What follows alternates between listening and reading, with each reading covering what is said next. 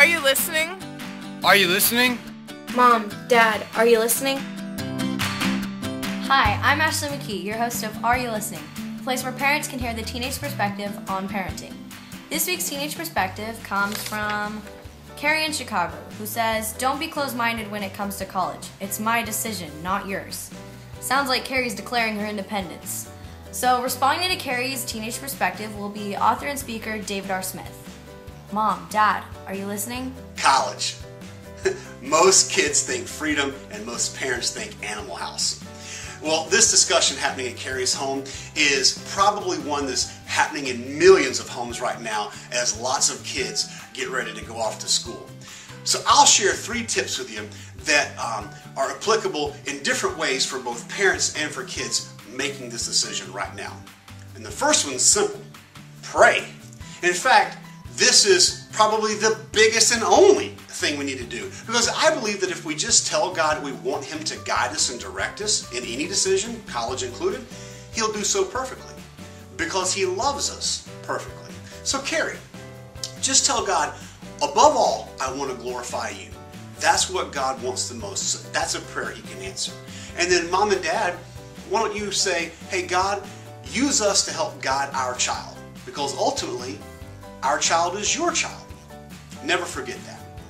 And number 2, I'd say analyze your motives.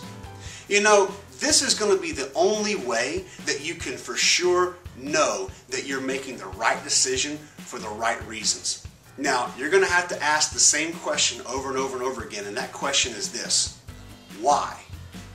Why? And that's going to get you down to the bottom line.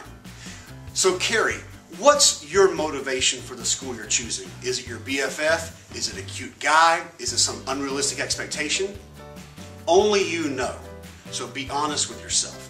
And Mom and Dad, what are your motives? What's the reason for the disagreement? Is it anxiety? Is it fear? Is it worry? Is it doubt? Again, you're not going to know until you dig down deep and then talk about it. And thirdly, I'd say seek counsel.